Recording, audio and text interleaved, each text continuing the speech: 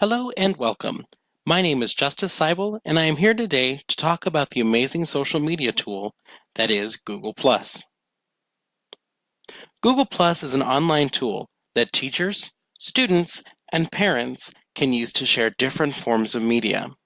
An amazing example that I have found is by Pastor Charlotte Strayhorn, who uses Google+ as a way to share her sermons with viewers around the world.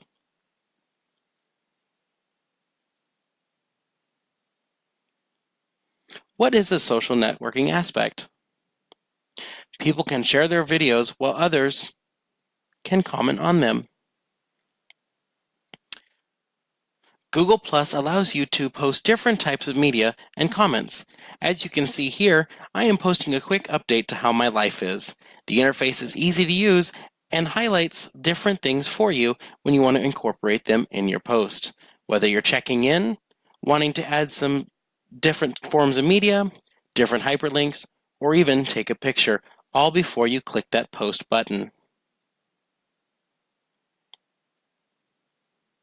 What to avoid?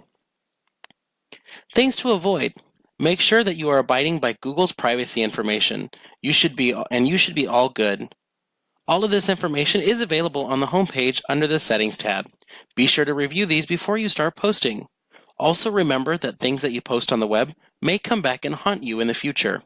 Always remember to think about what you post first, or before you hit that share button.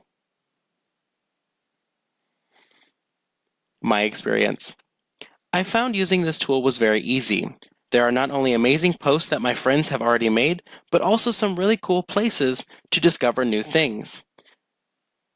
Like the page that you see here, I can learn more about both my school, Arizona State University, as well as access some other articles from different news feeds.